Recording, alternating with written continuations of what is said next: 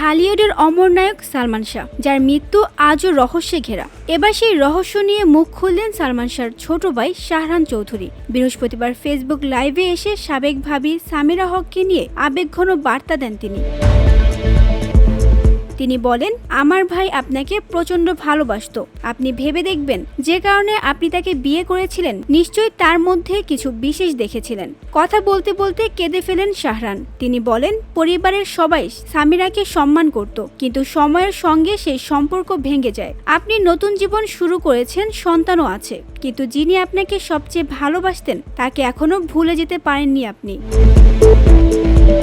শাহরান সাবেক ভাবিকে আখিরাতের কথা মনে করিয়ে দিয়ে বলেন, এটাই দুনিয়ার শেষ না, আল্লাহর কাছে মাফ চান, কারণ 2 দিনের দুনিয়ায় আমরা সবাই চলে যাব। ফেসবুক লাইভে এসে শুধু সামিরাই নন, সালমানের বন্ধু ফারুকের প্রতিও ক্ষোভ প্রকাশ করেন শাহরান।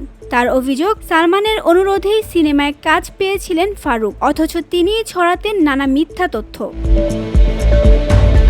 শেষে সালমান শাহ হত্যা মামলার সব অভিযুক্তকে আল্লাহর কাছে তওবা করতে আহ্বান জানান প্রয়াত নায়কের এই ভাই।